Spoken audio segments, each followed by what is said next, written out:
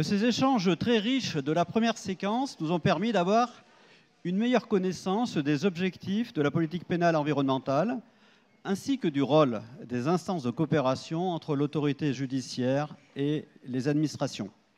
Nous en venons maintenant à la deuxième partie du colloque, à la deuxième séquence, consacrée au jugé des atteintes à la justice, des atteintes environnementales, autour de 2 tables rondes sur l'application du principe de prévention et sur la reconnaissance du préjudice, la reconnaissance et la réparation du préjudice écologique. Donc, c'est Madame Sagan qui va animer cette deuxième séquence. Madame Sagan, vous êtes magistrate, inspectrice générale de la justice, avez exercé de nombreuses fonctions tant en juridiction qu'en administration centrale. Vous connaissez très bien l'administration centrale puisque vous avez travaillé successivement à la DACG, au service des affaires européennes et internationales du ministère de la Justice et au secrétariat général.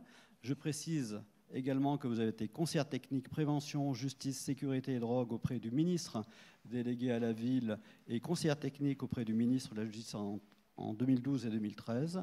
Après avoir occupé les fonctions de directrice adjointe de l'École nationale de la magistrature et l'emploi d'inspectrice générale, vous êtes depuis 2018 directrice de l'Institut Robert Badinter. Valérie Sagan, je vous laisse la parole.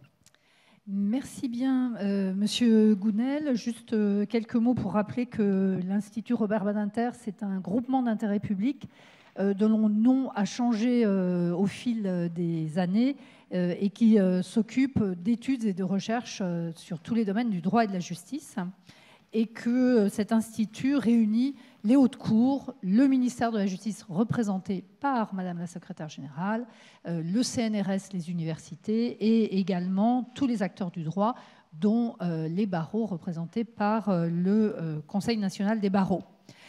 Ça fait donc un des ancêtres de cet institut, c'est la mission de recherche droit et justice, qui soutient et qui a soutenu, je voudrais vraiment le dire parce que ce n'était pas moi à l'époque, la recherche dans le domaine de l'environnement depuis 20 ans. Ça fait 20 ans que ce GIP, ce groupement d'intérêt public, publie des recherches sur la question du droit de l'environnement et de son application en matière de justice. Vous trouverez d'ailleurs les synthèses d'un certain nombre de rapports dehors. La mission de recherche avait été associée, et là j'étais très présente, au rapport de l'inspection générale de la justice en 2019, Justice pour l'environnement, qui donc a donné lieu à la création de ces pôles régionaux environnementaux. Et à l'époque, donc, on avait animé et organisé des tables rondes avec l'inspection pour permettre un dialogue direct des inspecteurs et inspecteurs généraux avec des chercheurs, avec des praticiens. Il y avait aussi des préfets, des procureurs, des juges qui étaient présents dans ces tables rondes pour leur permettre de tirer tout le suc de ce échange intellectuel et aller plus vite dans la réalisation de leur rapport. Je mentionne aussi, puisque sont présents dans la salle Sonia Gemini-Wagner, avocate générale qui représente le procureur général de la Cour de cassation, et Laurent Néret, professeur d'université, qui tous deux ont piloté un groupe de travail qui a publié une étude, enfin dont l'Institut a publié l'étude intitulée « Droit avec un S ou sans S des générations futures ». Et je ne sais plus s'il y a des exemplaires dehors, mais sinon c'est disponible sur le site. Ce qui est important, donc, c'est de pouvoir mobiliser la recherche au soutien de la mise en œuvre de la justice environnementale, dont on va parler donc maintenant. Le thème de cette séquence 2 est très très large, juger les atteintes à l'environnement. Et dans un premier temps, on va s'intéresser à la question du principe de prévention en matière environnementale avec Valérie Delneau et Laurence Roch. Je commence avec vous, Valérie Delneau. Vous êtes magistrate judiciaire. Vous avez occupé de très nombreux postes de haut niveau en administration centrale et en juridiction. Vous avez également dirigé le cabinet du ministre de la Justice, garde des Sceaux. Le temps imparti ne me permet pas de détailler plus votre riche et longue carrière. Et aujourd'hui, vous intervenez en qualité de directrice des affaires civiles et du Sceau. Donc le sujet du principe de prévention est très vaste. Je ne vais pas vous demander de dresser un exposé complet de la question, mais plutôt de mettre l'accent sur certains points d'actualité et notamment sur la façon dont les entreprises peuvent le faire vivre aujourd'hui.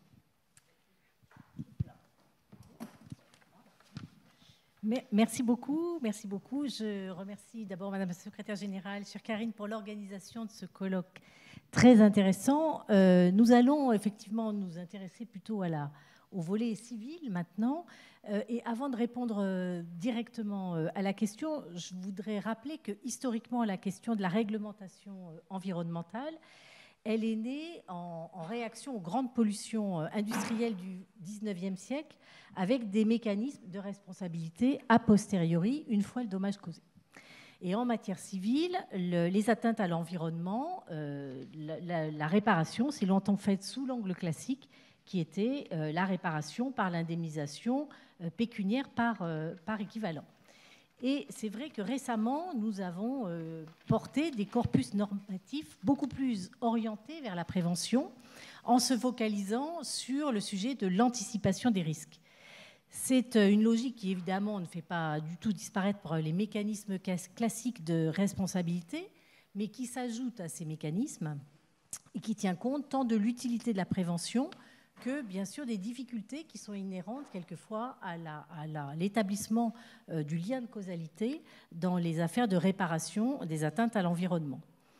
Et cette évolution, elle reflète également une importante prise de conscience collective, puisque les entreprises, dans ce cadre, ne sont plus considérées uniquement comme des acteurs économiques, mais bien comme des parties prenantes essentielles dans la préservation d'une planète vivable.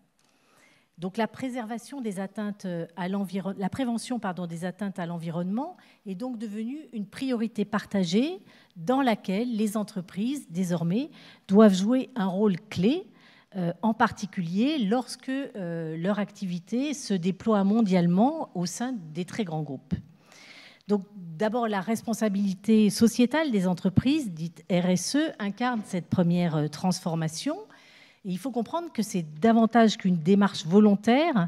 Elle constitue un vrai cadre juridique et opérationnel qui est le fruit d'un équilibre entre les obligations exogènes venues donc de l'extérieur, qui sont portées bien sûr en premier lieu par les réglementations, mais aussi des démarches endogènes qui sont impulsées par les entreprises elles-mêmes.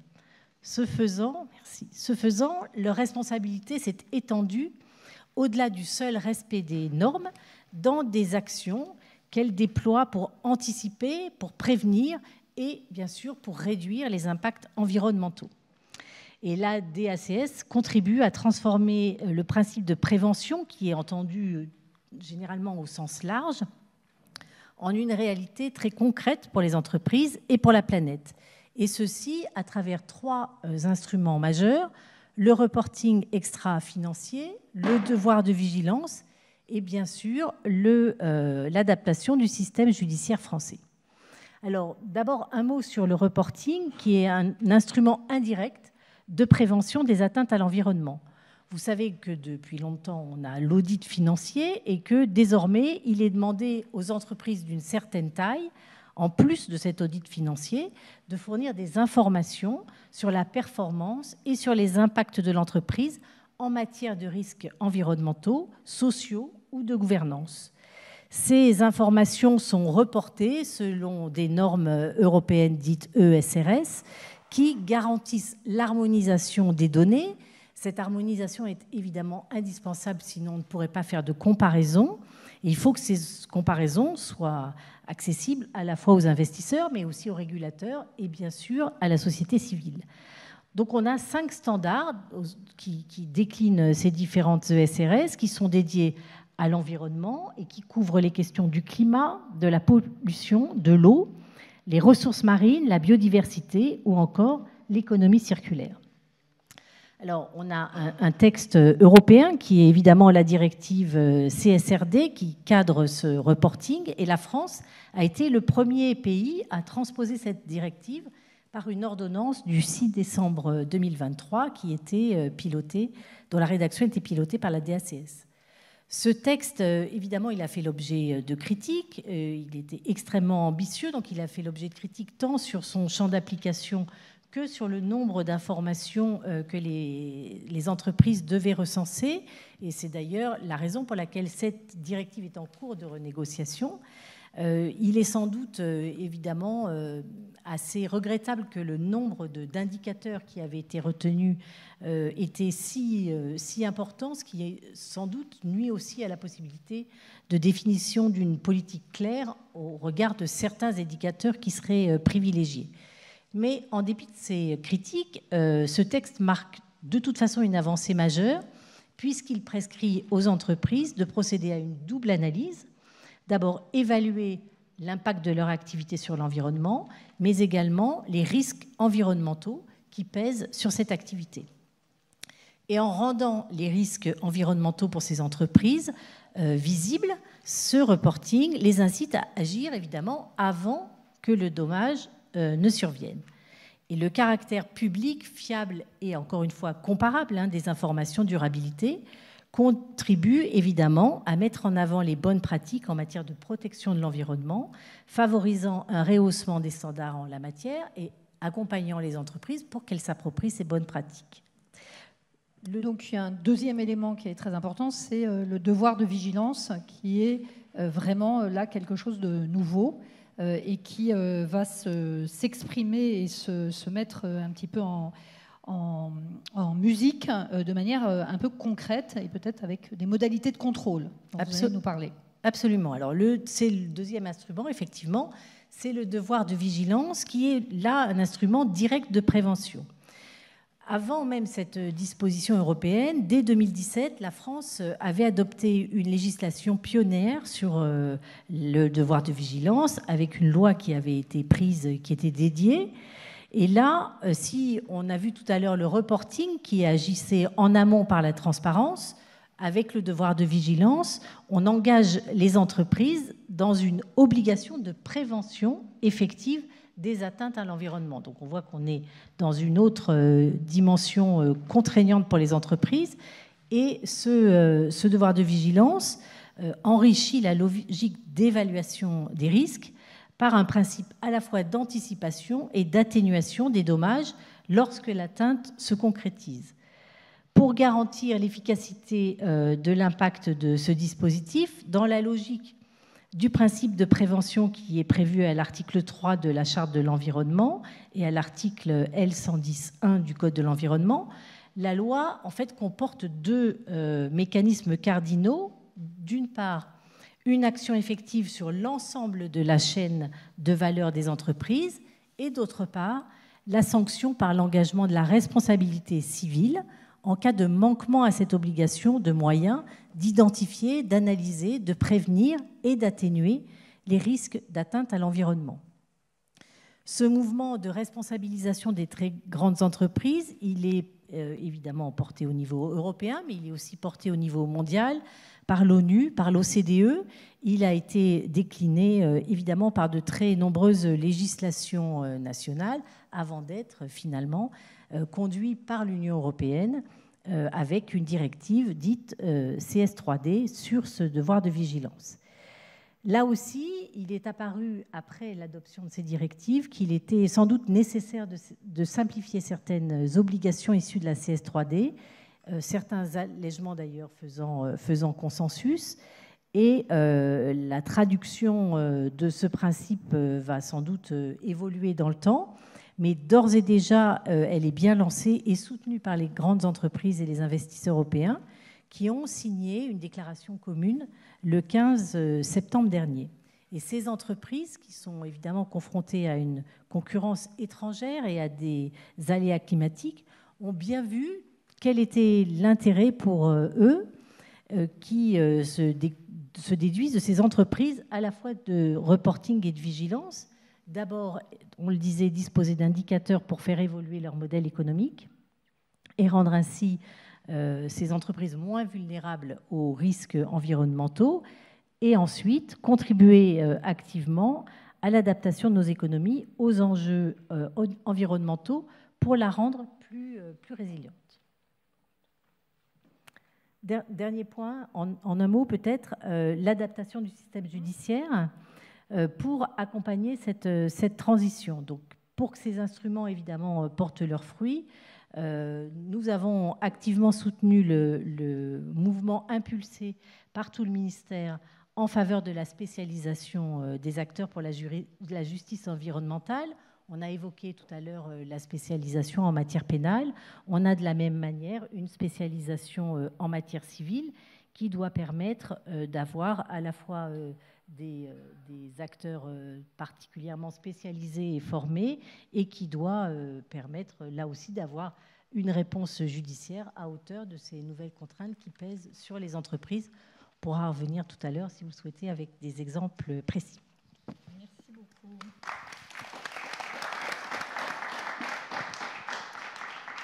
On verra si on a un petit peu de temps pour des questions tout à l'heure, mais tout de suite, je voudrais me tourner vers Laurence Roch. Vous êtes avocate, élue au Conseil national des barreaux, présidente du groupe de travail environnement du CNB, au sein duquel peut-être vous nous exposerez un petit peu les outils qui ont été mis en place.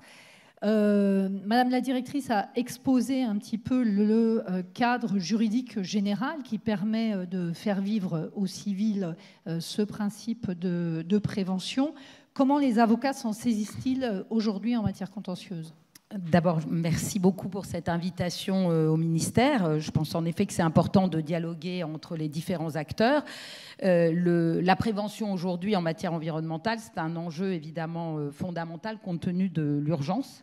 C'est-à-dire que réparer dans le triptyque, on va dire prévenir, sanctionner, réparer. Prévenir aujourd'hui, et on le voit par exemple avec la question des entreprises, est évidemment très important puisque il ne faut pas se mentir, les atteintes à l'environnement sont essentiellement dues évidemment à l'espèce humaine et notamment aux activités humaines et notamment aux activités des entreprises. Et je le dis vite en faisant une parenthèse, la directive Omnibus qui porte atteinte au devoir de vigilance aujourd'hui, qui est un devoir de vigilance à la française, est évidemment extrêmement inquiétant sur cette atteinte au risque de prévenir, puisque d'abord prévenir, c'est prévenir, comme l'a dit Madame la directrice, avec toute une série de caractères vertueux des entreprises, peut-être dans le cadre d'une responsabilité.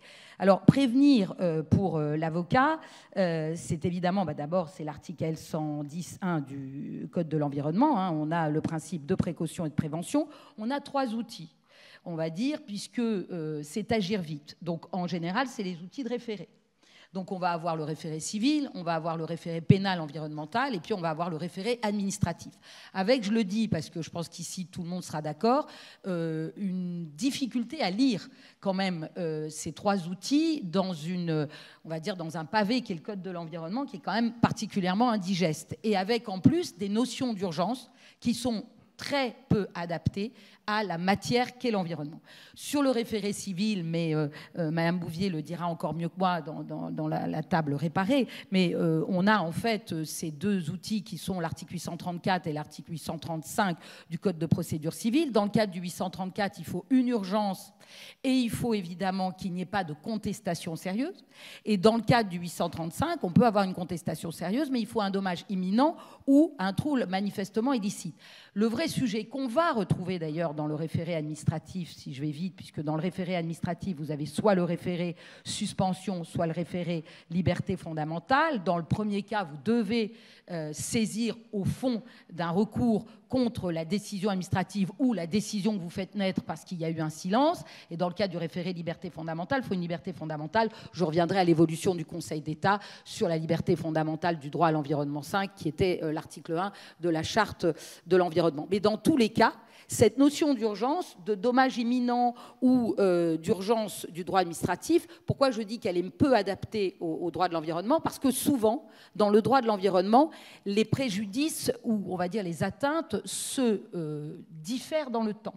C'est-à-dire qu'elles existent, elles ont une réalité, mais pour autant la preuve de ces atteintes va se faire en différé. Je pense par exemple à ce qu'on appelle l'enfouissement des déchets toxiques. Par définition, on sait que c'est une atteinte aujourd'hui réelle, on sait que c'est une pollution, mais ces effets se feront, et là je renvoie au droit des générations futures, se feront dans plusieurs décennies. La question pour nous, c'est la question de la preuve de cette urgence ou du dommage imminent. Alors je sais qu'on c'est un droit en création et en devenir, donc on imagine avec les magistrats comment peut-être ce dommage imminent dans le cadre, on va dire, du droit de l'environnement devient en quelque sorte un dommage très grave, durable, mais il est évident que ces définitions-là, et là je renverrai peut-être à la proposition, à la PPL de Naïma Mouchou et de Madame Luther-Meyer, mérite en tout cas qu'il y ait certainement une réflexion sur l'adaptation de cette notion de dommage et de cette notion d'urgence, dont en plus on sait que pour la plupart des jugements, et je viendrai ensuite à la matière pénale, sont peu motivés. C'est-à-dire que pour nous, avocats, la vraie difficulté, c'est que ne pas passer le prisme de l'urgence n'oblige pas le magistrat à, en quelque sorte, motiver le défaut d'urgence ou le défaut en matière de droit administratif de moyens sérieux. Ce qui est une vraie difficulté pour nous pouvoir construire, en fait, des stratégies au regard de ce qu'attendent les magistrats et de cette évolution, mis à part l'inadaptabilité, comme je viens de le dire, de ces notions de dommage imminent ou encore une fois d'urgence. Sur le référé pénal environnemental, alors là c'est un peu un ovni parce que on va demander, puisque c'est un article du Code de l'environnement qui prévoit qu'en réalité, sur saisine d'une victime, d'une autorité administrative ou d'une association agréée, le procureur peut donc saisir le juge de la liberté et de la détention s'il y a une atteinte grave à l'environnement et il y aura, s'il y a un appel, la chasse qui sera compétente. Ça renvoie à la question de la formation. Parce que quand même, le JLD a quand même déjà beaucoup de fonctions.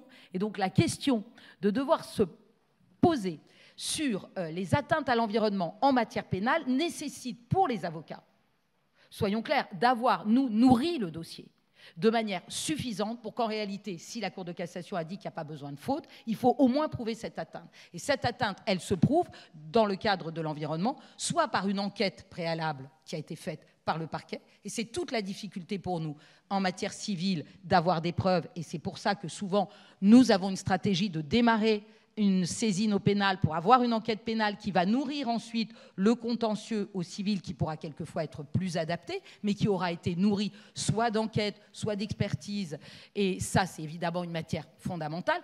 La deuxième chose, c'est que, on l'a vu, les infractions qui sont visées dans le cadre de cette atteinte au droit à l'environnement sont finalement une dizaine d'infractions sur les 200 infractions au Code de l'environnement. Donc il y a manifestement, il y a le droit minier, la biodiversité, enfin je fais rapidement, mais au départ c'était la loi sur l'eau de 1992, élargie avec la loi climat et résilience et la biodiversité. Mais on est sur une dizaine d'infractions au regard des 200 infractions pénales. Il faudrait véritablement, pour le coup, élargir, ça c'est sûr, la matière. Ensuite, la place de la victime. Très rapidement quand même, il faut juste dire que les victimes, les associations et les administrations sont dépendantes de l'opportunité des poursuites du procureur.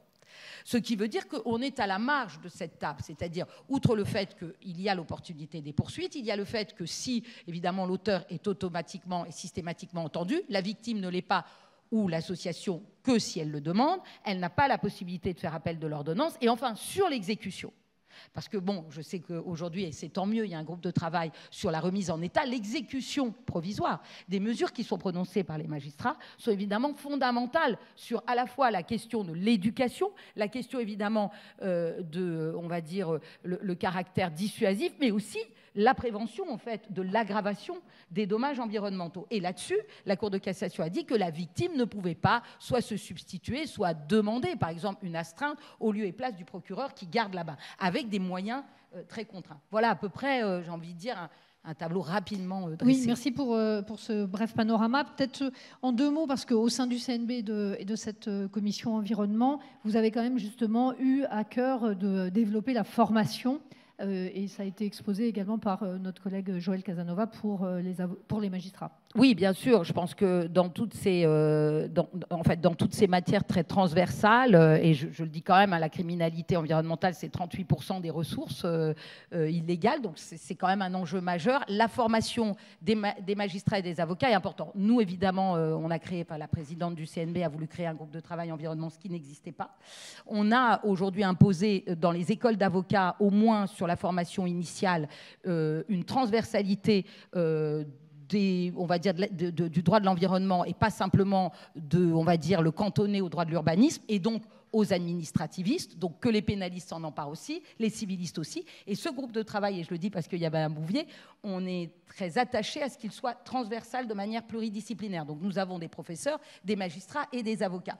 Et nous venons là de publier un guide qui sera mis en ligne dès le vendredi, je le dis, j'en fais une petite publicité, mais c'est le guide de l'avocat et la transition écologique, où il y a bien sûr toute la formation, mais toute la question aussi de tous les outils à disposition des avocats. Et je rends hommage parce qu'un certain nombre de magistrats, dont Mme Bouvier, ont participé à cette rédaction. Et je crois que sur ces matières-là, la transversalité et la solidarité du regard sont fondamentales. Voilà, rapidement. Merci beaucoup, Maître Roch. Et j'en profite moi aussi pour faire un petit peu de publicité pour une formation qui est conduite, enfin nous on coordonne simplement, mais qui est conduite avec l'école du barreau de Paris, l'ENM et également l'Association française des juristes d'entreprise, où on forme conjointement ces trois professions. Et notamment, il y avait des formations qui étaient dédiées à la matière environnementale. Et on voit qu'on fait des pas de géant dans ce type de formation. Merci à toutes les deux. On verra si tout à l'heure on a un petit peu de temps.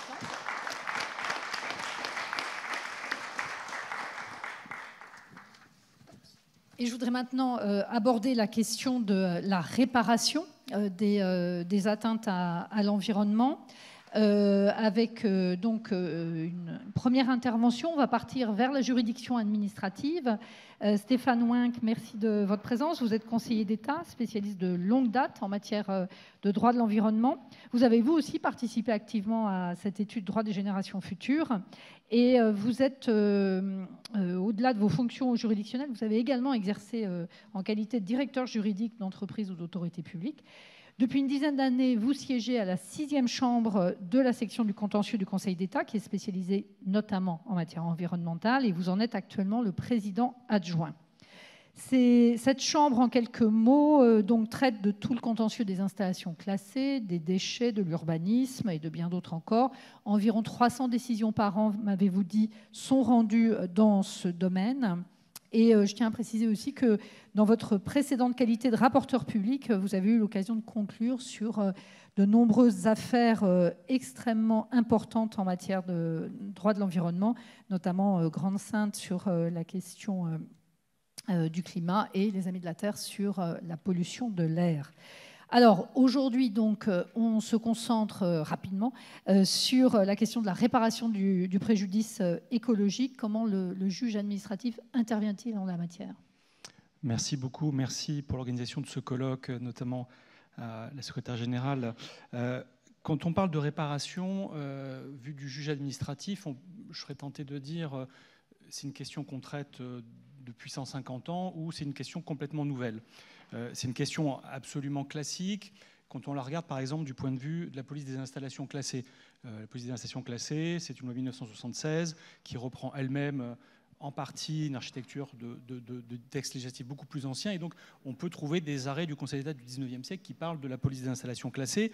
Et la question de la réparation, elle doit être pensée par l'administration et donc par le juge lorsqu'il contrôle les actes de l'administration. Elle doit être pensée en amont, c'est-à-dire au moment où l'autorisation d'une installation classée est rendue, mais il faut envisager les questions de réparation, de remise en état, notamment du site. Et donc on parle en matière d'installation classée d'installations qui présentent des dangers ou des inconvénients pour l'environnement par définition, et le préfet ne peut les autoriser que si les prescriptions dont il a sorti l'autorisation permettent de prévenir ces dangers et ces inconvénients. Et c'est là donc qu'à plusieurs étapes prévues par les textes, il est nécessaire d'envisager d'ores et déjà la réparation. Il faut le faire parce qu'il faut mettre en place des mesures dites ERC, donc éviter, réduire, compenser. Alors éviter et réduire, évidemment, c'est mieux que de compenser. On essaie de prévenir, on rejoint le thème de la première table ronde, de prévenir les atteintes à l'environnement. Mais lorsqu'on ne peut pas le faire, lorsqu'on a démontré qu'on ne pouvait pas le faire, il faut compenser. Et cette notion de compensation, c'est de certaine façon une forme de réparation. Au moment où on va porter atteinte à l'environnement, eh bien, on compense les atteintes à l'environnement. Donc là, vous voyez, on est déjà dans quelque chose, une logique de réparation, mais pas par rapport à une problématique de dommage, mais bien par rapport à une autorisation administrative qui est délivrée. Et parmi les autres prescriptions qui peuvent être imposées, qui sont souvent imposées et qui peuvent être contrôlées par le juge administratif, il y a des obligations donc, de remise en état en fin d'exploitation. Et ça aussi, c'est quelque chose qui est pensé dès le départ. Lorsque l'autorisation est accordée, elle doit être pensée par le pétitionnaire lorsqu'il fait sa demande et par l'administration lorsqu'elle l'autorise. Et on a beaucoup de contentieux où sont mis en cause les conditions de remise en état telles qu'elles sont envisagées dès le départ dans l'autorisation administrative initiale. Et donc, parmi ces questions de remise en état, il arrive que certaines pollutions ne soient découvertes que tardivement, soit elles ont été dissimulées par l'exploitant, soit elles n'ont pas été anticipées, ce qui peut arriver malheureusement au moment de l'autorisation administrative. Et donc, l'administration va les découvrir parfois plusieurs années après la fin de l'exploitation du site. Et donc, ça, c'est typiquement le genre de question qu'on a eu à trancher. Comment est-ce qu'on appréhende ce type de situation, alors parfois que, par exemple, la personne morale qui était titulaire de l'autorisation administrative a elle-même disparu. La fin de l'exploitation de son installation classée fait que la personne morale est dissoute. Et donc, ce qu'on a, par exemple, été conduit à juger, il y a un arrêt d'assemblée de 2005 à Lucius Lonza, a posé, au moins dans son principe, des éléments de réponse, en se référant à l'article 2262 du Code civil. Alors, c'était la version initiale de cet article qui a disparu en 2008, qui fixait une règle de prescription trentenaire. Le Conseil d'État était prudent, il a parlé des principes dont s'inspire l'article 2262 du Code civil pour dire qu'il y avait un régime de prescription trentenaire. Donc, lorsque l'administration découvre postérieurement, même à la fermeture de l'exploitation, qu'il y a une pollution qui aurait dû faire l'objet d'une mesure de remise en état, eh bien, pendant 30 ans, à partir du moment où elle a découvert cet élément, et sous réserve qu'il n'y a pas eu des dissimulations, pendant 30 ans, elle peut aller poursuivre soit l'exploitant lui-même s'il existe encore, soit son ayant droit ou la personne qui s'est substituée à cette personne-là. Donc il y a à la fois un principe de prescription trentenaire qui essaye de ménager, comme c'est souvent le cas en matière de prescription, un principe de sécurité juridique, mais également une capacité de l'administration à venir chercher le débiteur de l'obligation de remise en état. Et puis, il y a dans cette recherche du débiteur l'idée que la disparition de la personne morale, qui est le débiteur naturel, n'éteint pas nécessairement la possibilité pour l'administration de rechercher l'ayant droit actuel. En règle générale, ce n'est pas le propriétaire du terrain. Parfois, le propriétaire du terrain peut être lui-même une victime des pollutions qui sont sur son site. Mais en revanche, on peut aller chercher, et c'est souvent des contentieux qu'on a, des personnes qui se sont substituées parce que la personne morale a été rachetée par une autre entreprise, etc. etc. Donc vous voyez, alors ces questions de mesures de compensation, d'effectivité des mesures de remise en état, bien évidemment, ça pose des questions redoutables qui n'ont pas nécessairement trait à la décision administrative initiale, qui vont être des questions d'exécution. Et ça, je pense qu'en soi, c'est déjà un sujet de difficulté. Et je pense qu'on aura de plus en plus de contentieux sur ces éléments-là. Mais en tout cas, dans ces principes, on voit que l'action administrative, elle est censée, dès le départ, envisager la réparation pour ce type d'atteinte. Ça, c'est un cadre de réflexion qui est tout à fait classique pour le juge administratif de l'environnement. Il est important et il est complètement lié à l'action administrative. Mais ce n'est pas ici la logique d'un dommage ou d'un préjudice à l'environnement, seulement la réparation de conséquences dommageables, mais légales, d'une activité polluante. Ce qui est plus nouveau, plus novateur aujourd'hui, ce sont des questions de réparation de préjudice écologique au sens toujours du Code civil. Je n'ai pas fait exprès de me fonder sur le Code civil aujourd'hui pour parler en tant que juge administratif, mais il s'avère que le juge administratif applique les dispositions du Code civil, notamment de l'article 1249 et les articles suivants, pour rechercher la responsabilité de l'État en raison de dommages écologiques et pour imposer à l'État la réparation de ces préjudices écologiques. Alors sans doute, comme le disait le professeur Rivero, les pollutions ignorent les distinctions juridiques. Il n'y a pas, pour ceux qui en sont victimes, des pollutions de droit public et des pollutions de droit privé. Il y a des pollutions tout court, dont les effets nocifs sont identiques, quelle que soit la qualité de ceux qui les produisent. Tout ça est vrai, mais il n'en reste pas moins que le plus souvent, lorsqu'est mis en cause l'action ou l'inaction de l'État, ça a été dit par d'autres participants à la table ronde, ce n'est pas l'État lui-même qui a causé la pollution, ce sont des personnes privées. Simplement, on se retourne vers l'État parce qu'on estime qu'il n'a pas suffisamment contrôler, pas suffisamment encadrer, pas suffisamment réglementer une activité qui est à l'origine d'une pollution. Et les choses sont encore plus complexes. Donc l'État n'est pas directement l'auteur de la pollution dont on va chercher à réparer le dommage. Et il y a des situations qui sont encore plus complexes, qui sont celles des pollutions diffuses, où on ne va pas véritablement identifier un responsable unique. Et pourtant, c'est dans ces situations les plus complexes que se sont engagés, à l'initiative de différentes associations, des contentieux de réparation du préjudice écologique.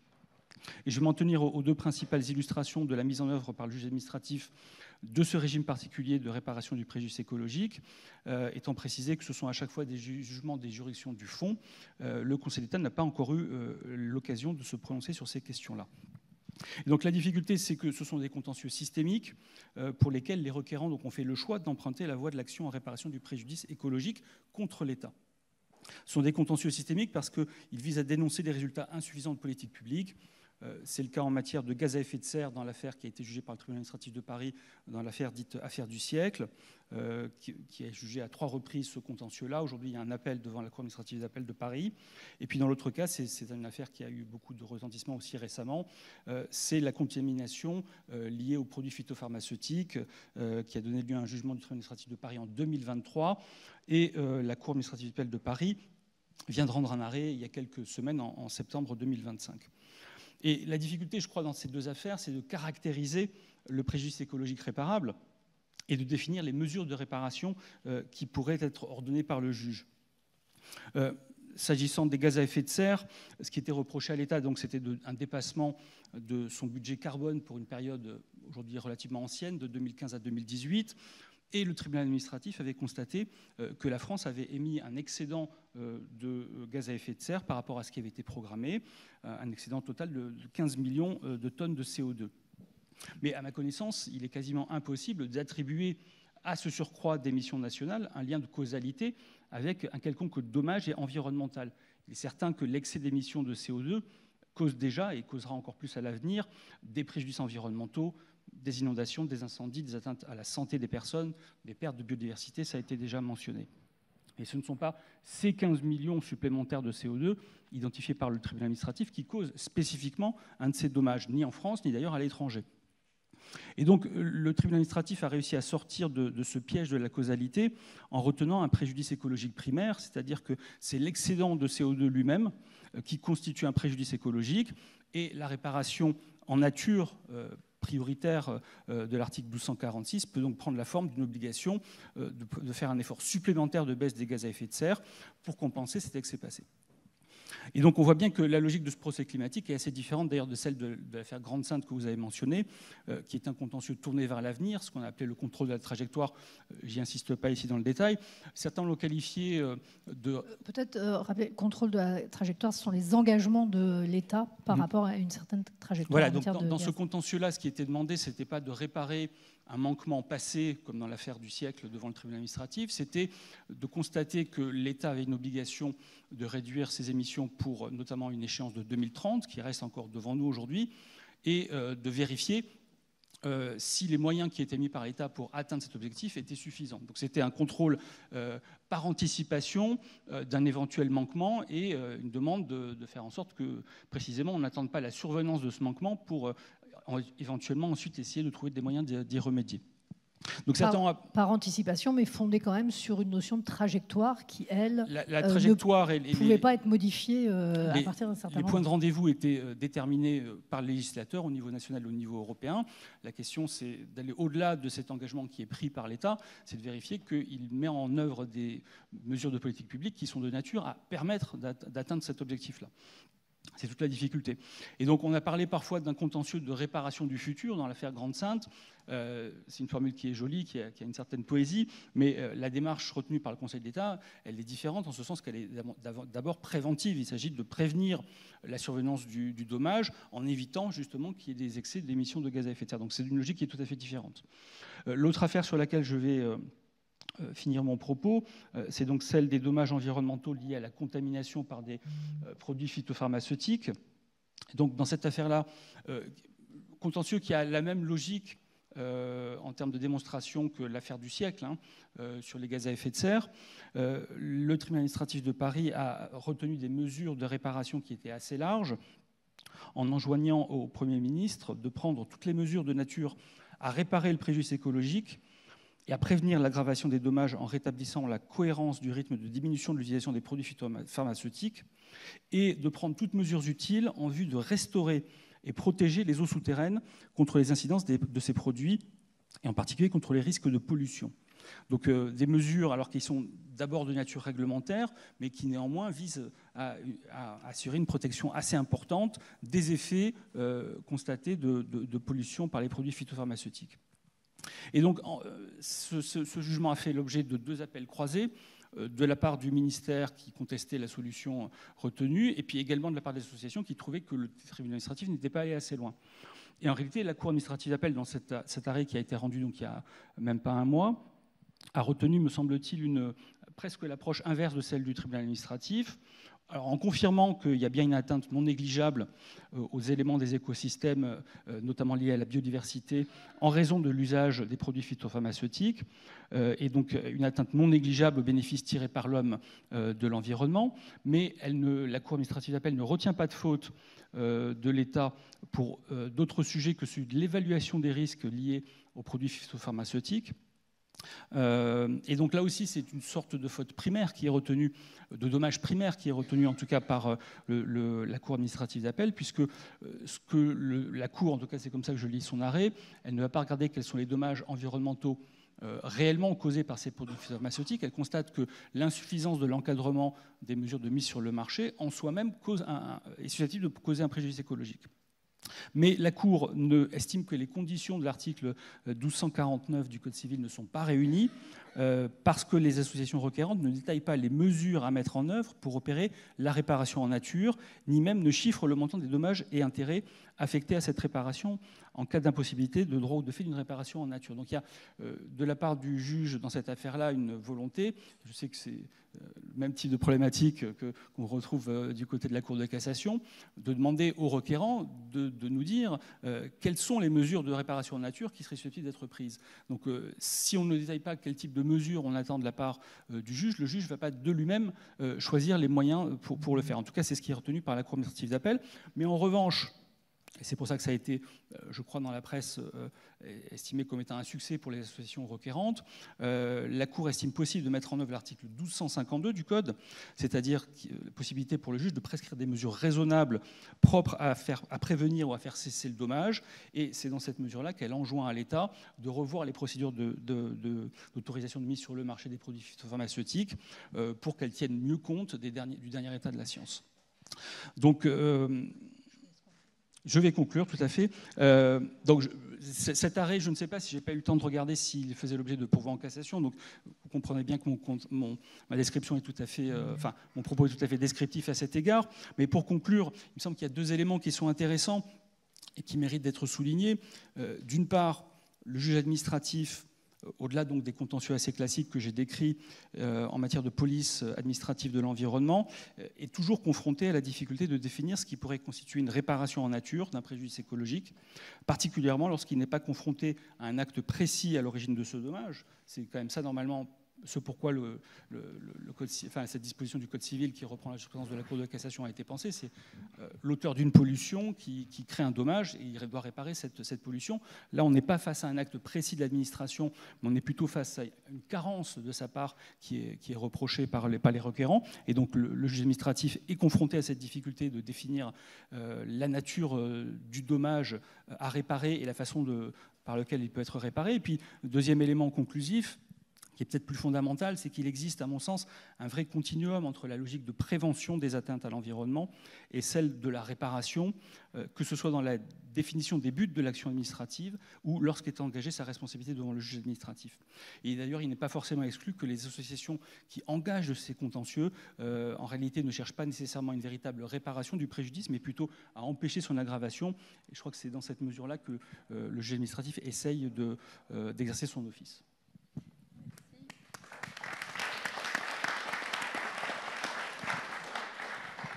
Merci beaucoup Stéphane Ouinc. On voit quand même que, en très peu de temps, vous avez réussi à revenir sur quelques décennies et puis quand même une grande richesse, sans qu'on parle d'inventivité, puisque je ne pense pas que vous aimeriez ce terme, mais enfin une grande richesse quand même des solutions juridiques et jurisprudentielles qui sont apportées face à la situation. Alors on va revenir vers la justice judiciaire. Avec Florence Bouvier, vous êtes magistrate judiciaire depuis un certain temps, on va dire.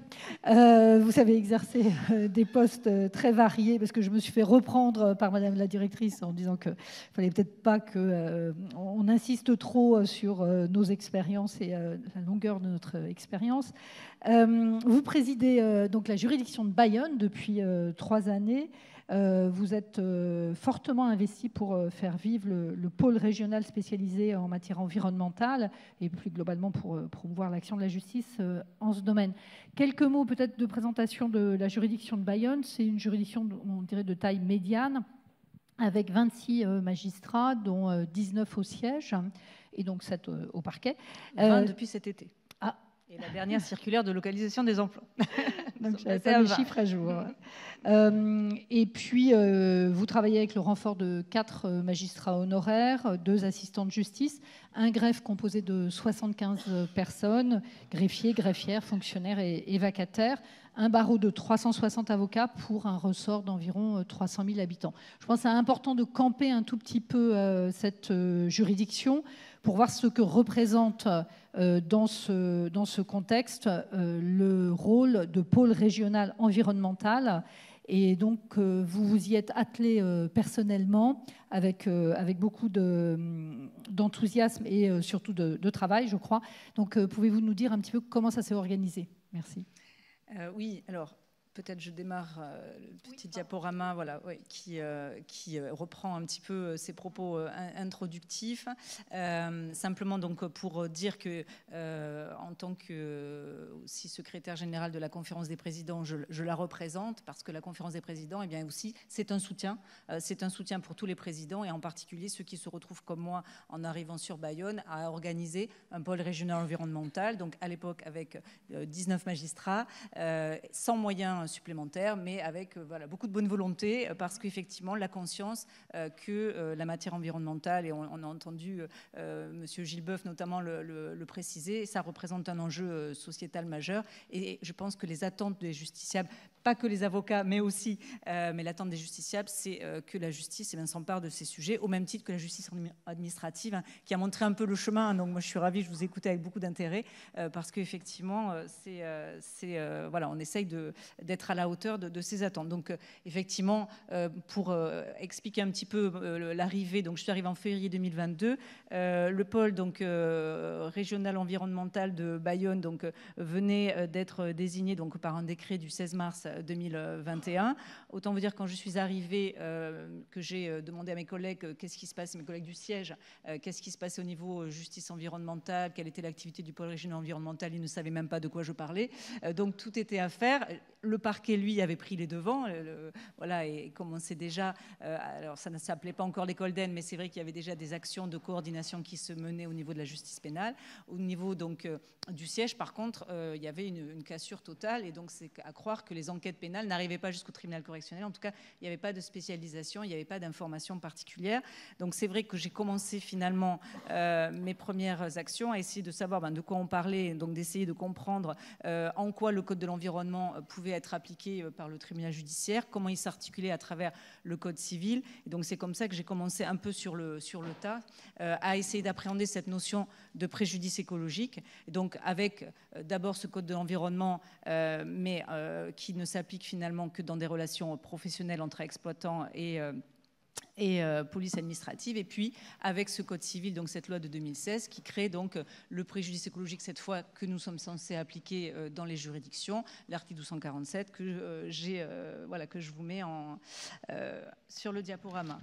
Oui, il faut quand même rappeler, vous l'avez dit, même si le parquet, et c'est une bonne chose, s'est saisi de cette spécialisation, il y a quand même toute la matière civile à développer en matière de prévention du préjudice. Voilà, exactement. Et c'est vrai que donc ça commence par comprendre ce qu'est un préjudice écologique. C'est vrai que je me suis appuyée donc sur les travaux notamment de Gilles Martin et Laurent Néret. Donc c'est vrai que cette nomenclature qui commence à dater maintenant et pourtant qui est toujours d'actualité, qui essaye de définir un petit peu les contours et de distinguer entre préjudice écologique, donc préjudice atteinte à la nature stricto sensu, et puis préjudice environnemental qui concerne non seulement les atteintes à la nature, mais aussi aux bénéfices, vous en avez parlé, tirés par l'homme de la nature. Eh bien déjà, c'était une première approche qui était nécessaire pour savoir comment réparer ce préjudice écologique. Ah, merci. Et donc c'est comme ça effectivement que j'ai commencé à essayer de faire démarrer, faire vivre sur le terrain le pôle régional environnemental. Et ça a commencé donc, vous l'avez compris, par les formations. Donc c'est vrai qu'il y avait des formations et je crois que je les ai à peu près toutes suivies à l'ENM. J'ai essayé de montrer l'exemple pour essayer ensuite d'apporter un soutien à mes collègues qui prenaient les audiences civiles et les audiences sur intérêt civil. Et puis donc j'ai essayé d'en organiser en local à travers donc des formations déconcentrées et à travers aussi un colloque annuel qui justement, et je rejoins un petit peu ce que vous dites Madame Roch, effectivement, qui a pour but d'échanger avec les professionnels et les futurs professionnels, puisque ce colloque, il est en partenariat, alors, voilà, il est en partenariat avec l'université, avec le barreau, avec les experts, parce qu'effectivement, la justice et la science dans cette matière environnementale sont étroitement liées. Et effectivement, donc on a besoin des experts pour caractériser le préjudice écologique, pour définir les mesures de remise en état. Donc c'était indispensable de pouvoir échanger. Donc ce colloque annuel financé par le Centre départemental d'accès au droit et par le barreau en grande partie, un petit peu aussi par les experts, eh bien ça a permis de commencer à créer un lieu d'échange. Et puis après, voilà, créer une dynamique à travers le projet de juridiction, à travers des adresses mail dédiées. On a eu la chance d'avoir un assistant spécialisé qui a pu aussi dynamiser les services d'enquête sur le terrain et faire le lien, parce qu'on voit, et je pense que le procureur de Bordeaux en a un peu parlé, peut-être qu'on en reparlera, c'est vrai qu'il faut faire sortir les affaires pour pouvoir les juger, et ça nécessite aussi de motiver les équipes sur le terrain et puis de les soutenir. On a entendu l'OFB qui disait qu'ils ont vécu quand même un moment de grande solitude au moment des manifestations des agriculteurs. Bon, nous essayons aussi, grâce notamment avec cet assistant spécialisé, de développer tous ces liens. Oui, on n'aura pas le temps, je le dis pour le public, aucun de nos intervenants n'aura le temps de vraiment développer le rôle de ces assistants spécialisés, mais dans les échanges préalables, vous avez tous beaucoup insisté sur leur rôle essentiel et qui vous facilite également le lien entre, pour reprendre les propos de Gilles Boeuf, entre la science et la juridiction et la formulation en droit et également la technicité que ça représente. Voilà, puis le dernier point très important pour donner vie à ce pôle régional environnemental et donc faire en sorte que la réparation elle se fasse de manière un petit peu rigoureuse et en utilisant tous les outils créés par le Code de l'environnement et par le Code civil, c'était effectivement de créer des audiences dédiées au civil comme au pénal. Mais je ne vous cache pas que maintenant, ça fait 3 ans maintenant que ces audiences existent, elles ont du mal à exister, elles ont du mal à être pérennisées, parce que la pression, notamment au pénal, la pression d'autres contentieux de masse, les stupéfiants, les violences intrafamiliales, viennent toujours un petit peu manger la petite place qu'on essaye de garder pour la matière environnementale. Mais bon, pour l'instant, nous résistons et nous essayons d'être à la hauteur de ces attentes-là. Alors, peut-être en chiffres, voilà, sur le résultat de ces 3 années un petit peu de travail au niveau du pôle régional environnemental de Bayonne, on voit donc à travers depuis 2001 que les procédures donc elles sont passées de 180 avec des petites saisines derrière, mais beaucoup de classements sans suite, mais aussi des alternatives aux poursuites. Voilà, une partie, c'est effectivement des infractions insuffisamment caractérisées, mais une autre partie de ces classements, ce sont des alternatives aux poursuites, avec notamment le développement de stages environnementaux qui sont autant d'actions de sensibilisation du parquet. Et puis donc des saisines qui augmentent au fil du temps, qui sont quand même assez modestes, on le voit, mais voilà, des procédures qui passent de 180 en 2021 à 340 en 2024. Donc ça augmente, ça reste modeste. Je pense que il y a encore quand même une trajectoire à confirmer, un travail à poursuivre. Alors évidemment là, qu'est-ce que je vous donne ? Je vous donne des chiffres pénaux. Pourquoi? Parce qu'au civil, on manque d'outils, on manque d'outils statistiques plus fins pour analyser véritablement le nombre d'affaires dont on est saisi. Et puis parce qu'au civil, finalement, le préjudice écologique, il se noie un petit peu dans le préjudice général, matériel ou moral. Souvent, c'est celui-ci qui est mis en avant par les associations de défense de l'environnement. Donc, c'est difficile de donner des chiffres. J'ai pu noter qu'en 2024, nous avions une affaire initiée par la LPO concernant la protection des oiseaux, même si on sait qu'à Bayonne, on en a eu plusieurs. On a eu notamment la défense de tulipiers. Moi, au niveau des référés, vous en faisiez allusion. C'est vrai qu'avec un prisme peut-être un petit peu plus sensible à l'écologie et aussi grâce à ce colloque qui sensibilise aussi les avocats, ils savent que voilà, il y a matière aussi à argumenter en utilisant la matière écologique et le préjudice écologique. Et bien, voilà, à travers donc les référés, à travers les outils classiques, je veux dire, on traite de la matière environnementale, le préjudice écologique. Mais j'ai pas de chiffres, voilà, qui puissent l'incarner aujourd'hui. Voilà, donc. Oui.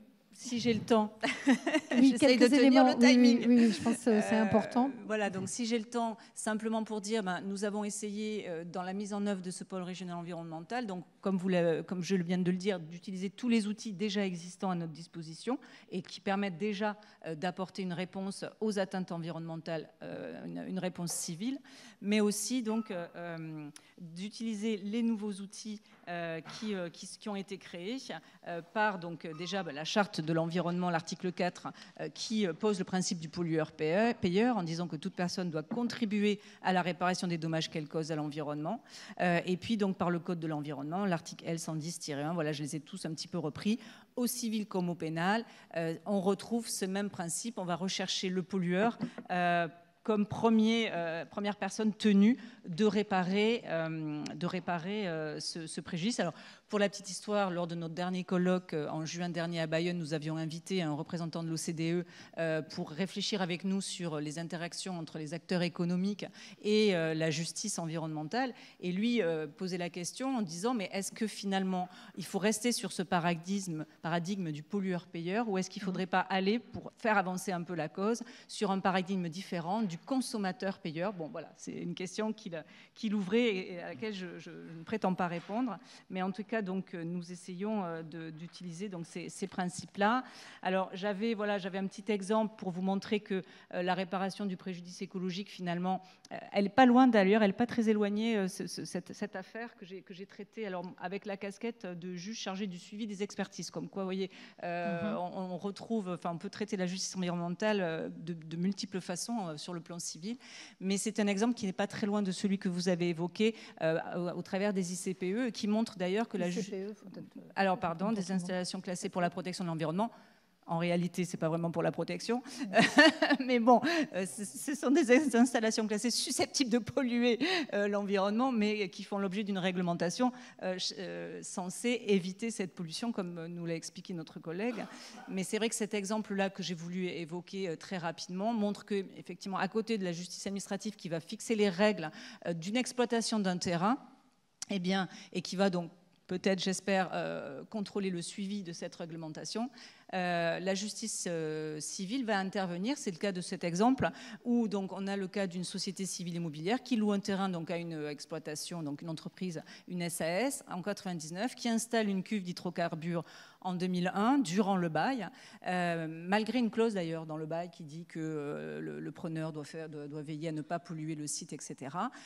Et le tribunal est saisi à la suite d'une pollution qui est constatée en 2017. Je suis saisie, alors c'était pas moi, mais peu importe, le juge des référés saisi en 2020 qui rend une ordonnance donc très rapidement pour une première expertise afin de constater ce préjudice. Et la chambre civile, alors après dépôt du rapport d'expertise, ça n'a pas mis 3 ans à juger, hein, mais l'expertise a pris un petit peu de temps.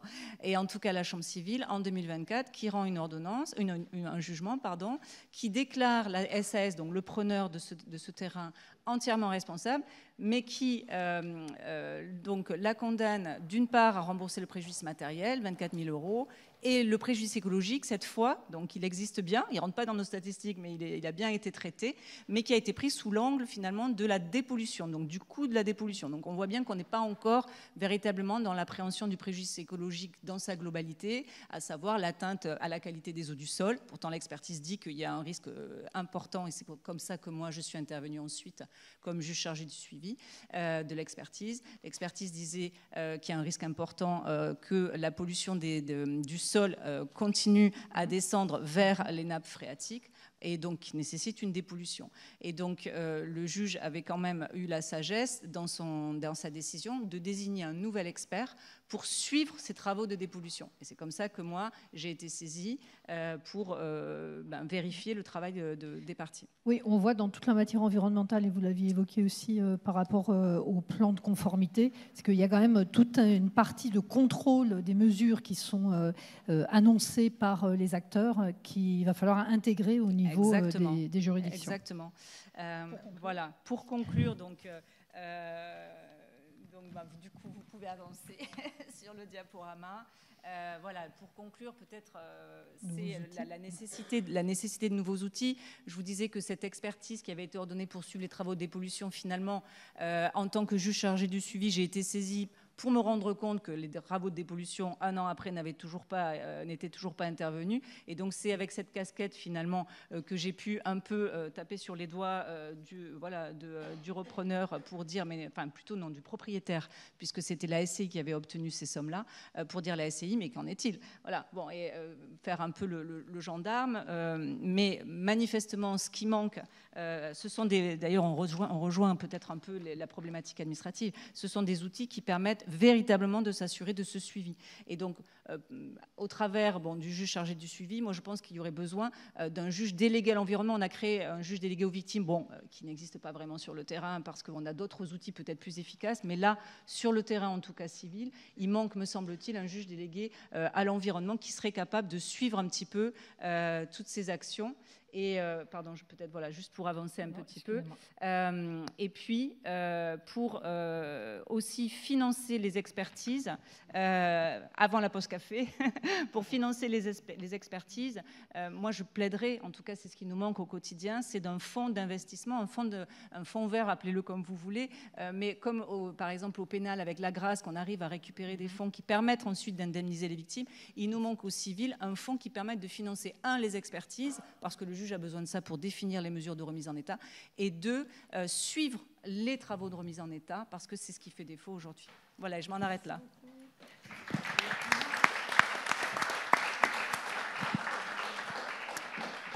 Merci beaucoup, Florence Bouvier. Alors, on n'a pas encore la pause, donc je ne sais pas ce que vous voulez mettre comme... Voilà, merci. Donc, on va continuer... On va continuer avec Xavier Tarabeu. Vous êtes également magistrat judiciaire, actuellement avocat général à la Chambre criminelle de la Cour de cassation. Vous avez notamment exercé comme procureur de la République et à ce titre, vous avez mis en œuvre une véritable politique pénale environnementale. Aujourd'hui, on ne pourra pas exposer l'ensemble des questions de justice environnementale que vous êtes amené à examiner à la Cour de cassation. Mais dans un premier temps, peut-être un très très bref panorama sur quand même la pluralité des sources de droit en la matière. Oui, merci Madame la directrice. Je voudrais tout d'abord saluer l'initiative de ce colloque. Je vous remercie Madame la secrétaire générale. Je sais tout l'intérêt que vous portez à la question du droit d'environnement et aux questions environnementales. Oui, dans un premier temps et très rapidement... je voudrais d'une part rappeler que le droit de l'environnement dont nous parlons depuis le début de l'après-midi, c'est finalement un droit assez jeune, puisque c'est un droit dont la codification date de l'ordonnance du 18 septembre 2000.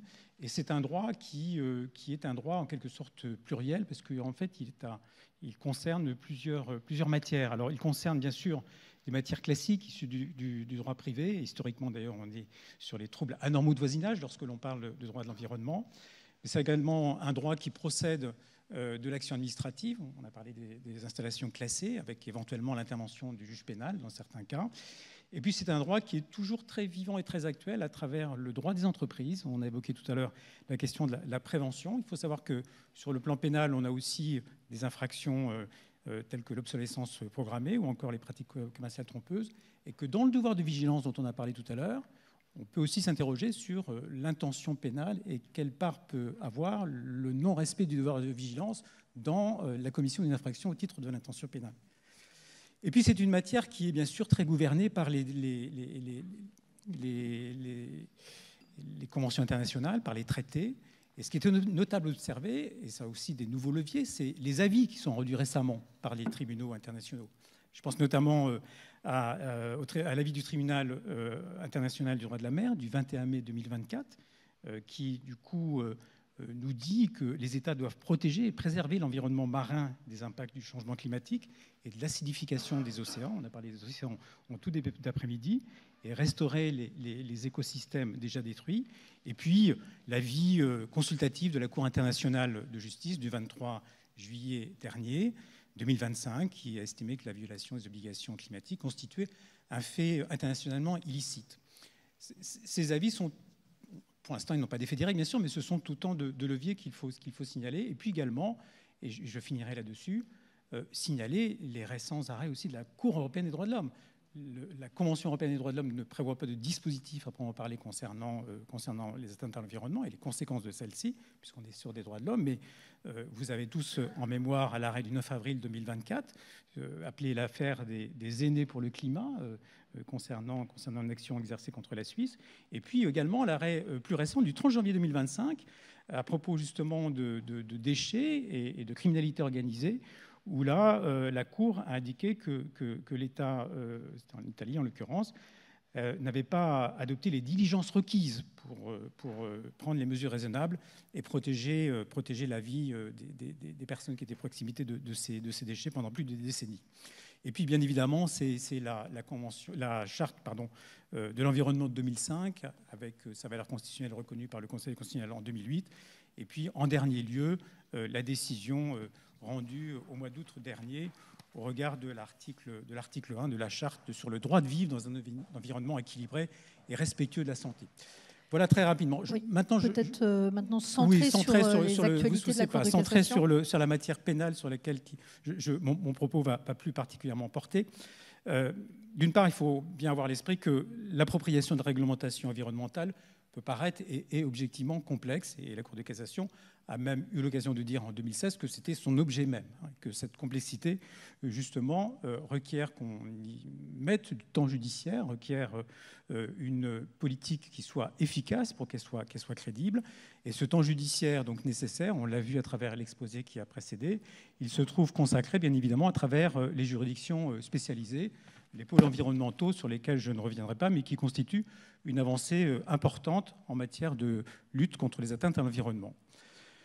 Quelques focus, si vous voulez, pour illustrer ce que je dis. D'une part, sur l'enquête et la poursuite, et notamment sur la constatation des dommages, puisque lorsque nous avons une enquête au niveau même pénal, au niveau de l'enquête pénale, la première question qui se pose, c'est bien évidemment la constatation, les éléments de preuve qui vont permettre au tribunal de statuer, et donc l'appréciation de l'atteinte non négligeable portée à l'environnement. Alors cette atteinte non négligeable, elle est prévue par le Code civil aux articles 1246 et 1247. 1246, toute personne responsable d'un préjudice écologique est tenue de le réparer. 1247, le préjudice écologique est une atteinte non négligeable aux éléments ou aux fonctions des écosystèmes ou aux bénéfices collectifs tirés par l'homme de l'environnement. Alors d'une part, l'atteinte non négligeable, c'est la reprise en fait de ce qui avait été dit par la Cour d'appel de Paris dans l'affaire de l'Erika en 2010.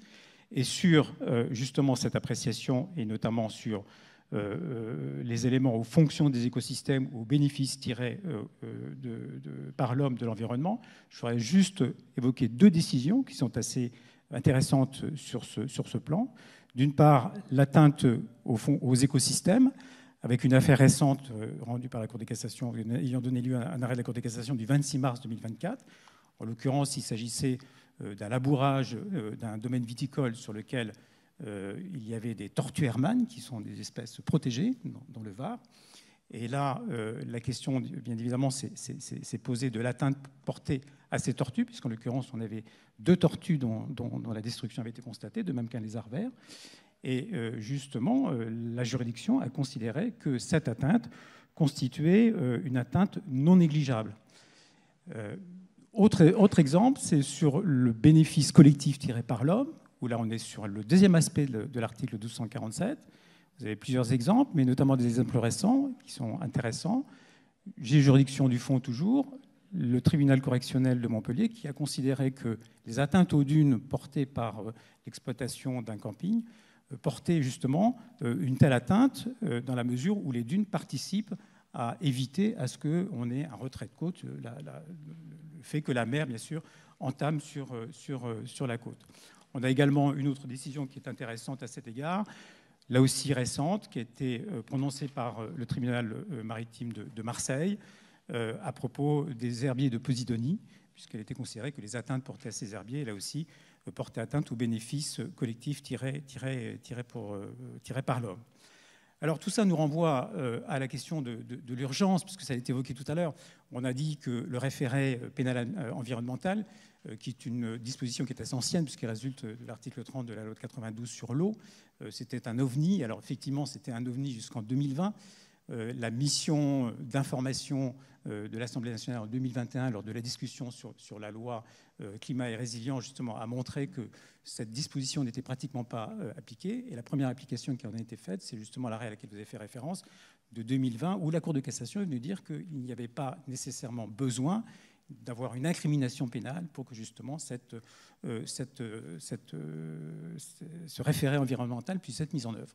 Alors ce qui est intéressant de noter, c'est qu'en 2025, la Cour de cassation est venue apporter plusieurs précisions concernant ce référé environnemental qui, je le répète, est à la main du procureur. D'ailleurs, c'est comme ça qu'il était conçu et expliqué dans la circulaire du 21 avril 2015, une circulaire de la DSCG sur l'environnement, qui était la première grande circulaire sur le sujet. Et ce référé environnemental, à la fois, il a été dit en très peu de temps, puisque c'est entre janvier globalement et mars 2025. Il a été dit à la faveur d'une question prioritaire de constitutionnalité que la personne qui était concernée par l'action engagée par le procureur auprès du juge des libertés de la détention, qui a aussi d'autres fonctions que des fonctions pénales, cette personne disposait du droit de se taire dès lors que des éléments d'information étaient susceptibles d'être portés devant la juridiction ensuite. Il a également, la Cour de cassation a également confirmé au regard des textes que le procureur était la seule personne qui disposait d'un droit d'appel, ce qui effectivement, dans certains articles de doctrine et de la part des victimes, a été un petit peu contesté, dans la mesure où, dans l'affaire en question, c'est les victimes qui avaient porté à la connaissance du procureur l'affaire de pollution. Et puis, effectivement, sur le dernier plan de la liquidation de l'astreinte, puisqu'on était sur une liquidation, on a indiqué que la liquidation de l'astreinte est également à la main du procureur. Donc là aussi, l'intérêt aussi du pôle environnemental, c'est de pouvoir mettre à la main de magistrats ces outils qui, aujourd'hui, prennent en quelque sorte une physionomie, une figure qu'ils n'avaient pas jusqu'à une période récente. Alors je sais qu'effectivement, il y a une proposition de loi pour l'étendre à l'ensemble ou à plusieurs infractions au Code de l'environnement, parce que pour l'instant, vous avez raison, il y a à peu près une dizaine d'infractions qui sont concernées.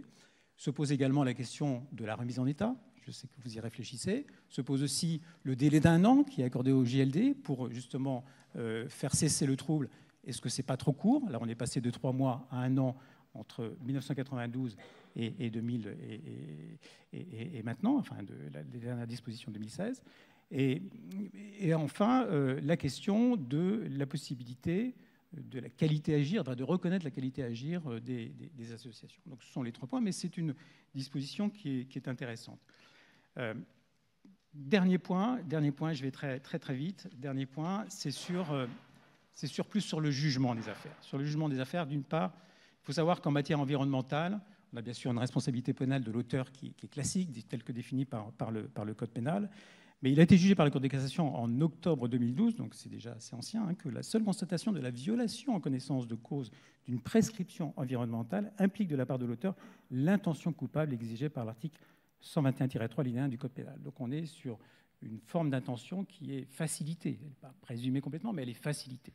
Et on retrouve également cette intention dans un domaine très particulier qui est dans le domaine des pollutions, notamment ça a été réaffirmé le 6 décembre 2022 dans le cadre de la pollution au soufre par les navires, où là aussi le capitaine du navire a été reconnu coupable. On a écarté tout élément non intentionnel, mais a été reconnu coupable du rejet en tant que commandant du navire. Et puis je finirai, si vous voulez bien, sur un point qui est important, et ça rejoint un petit peu la discussion du Conseil d'État ou de la juridiction administrative qui est évoquée tout à l'heure. C'est sur, en quelque sorte, la singularité de la réparation du préjudice écologique. Vous savez que le préjudice écologique, le législateur l'a conçu avec une réparation en nature. Et cette réparation en nature, elle n'est pas aisée, en fait, à mettre en œuvre. Et j'ai 2 exemples qui me permettra de conclure sur l'importance de l'expertise et justement l'importance aussi pour le juge de se situer dans une perspective qui dépasse, à proprement parler, l'affaire qu'il a éventuellement sous les yeux. Dans une première affaire, C'est alors toujours une histoire de tortue, le lézard et la tortue. Il y a un article de Dottering qui s'appelait non pas le lièvre et la tortue, mais le lézard et la tortue. La question est intéressante parce que le juge a estimé qu'on ne pouvait pas faire une réparation en nature, mais pour autant, dans la réparation monétaire, sur l'équivalent monétaire sur lequel il a statué, il s'est quand même référé en fait, à une disposition du Code de l'environnement, qui est l'article L162-9, qui est une disposition qui est plutôt administrative, puisqu'elle concerne l'État, et qui définit les modalités de réparation nature, réparation primaire, complémentaire, etc., pour finalement évaluer ce que pouvait représenter l'atteinte portée à l'environnement au préjudice de tortues qui, par définition, n'ont aucune valeur vénale, puisque ce sont des tortues Hermann, qui est une espèce très très rare que l'on trouve dans le Var et également en Corse. Donc on voit bien la difficulté, mais pour autant le juge s'en tire, si j'ose dire, mais la difficulté de ce préjudice. Et puis, deuxième exemple, c'est un exemple sur une affaire, alors là, non pas de tortues, de lézards, c'est une affaire plutôt de mérous et d'oursins, c'est le parc des Calanques, une affaire aussi récente de 2022, où là la question s'est posée de savoir comment on allait réparer le préjudice porté à l'atteinte de prélèvements faits par des braconniers sur des poissons qui étaient dans le parc des Calanques, avec des poissons qui ont la particularité, bien sûr, de rentrer dans le parc, mais d'en sortir, etc. En première instance, il avait été proposé une méthode scientifique appelée le coefficient trophique. Selon cette méthode, c'est le prédateur doit consommer 10 kg de proie pour former 1 kg de matière. À partir de là, on avait un calcul qui aboutissait à la réparation d'un préjudice, qu'on appelle écarter ça, en considérant que c'était une donnée scientifique, certes, mais dans l'échelle des prédateurs, dans la chaîne alimentaire, mais que pour autant, ça ne traduisait pas la réparation intégrale du préjudice. Et dès lors qu'effectivement, la Cour de cassation était en mesure de s'assurer que la réparation intégrale du préjudice, qui est le principe même, avait été satisfait, pour autant, l'appréciation du préjudice en lui-même relevait de l'appréciation souveraine des juges. Par conséquent, la Cour de cassation n'avait pas à se prononcer sur cet aspect-là. Ce qui renvoie à la fois à, et je conclus, sur lorsque vous êtes déjà en situation de poursuivre une infraction à l'environnement, il y a la question de la constatation, il y a la question des mesures urgentes, vous vous situez déjà dans la question de la réparation, dans la question du dommage non négligeable, la manière dont l'action va être portée jusqu'à son terme. Et après, bien évidemment, on se trouve avec la question de l'expertise, la manière dont on évalue le préjudice écologique, qui bien évidemment n'est pas neutre. Tout ça dans un contexte, on l'a bien vu en début de propos, où finalement la question écologique, elle se situe dans un tout. C'est-à-dire qu'on est sur la question en matière maritime ou même du domaine public sur le retrait de côte. On est sur la question de l'eau. Actuellement, la Cour de cassation travaille sur la question de l'eau. On est sur la question éventuellement de santé publique. Le pôle santé publique, vous savez qu'il y en a 2 à Paris et à Marseille. On est aussi saisi de questions qui, au départ, sont des questions qui posent des problèmes environnementaux. Et puis, bien évidemment, le tout dans un contexte de droit et de génération future.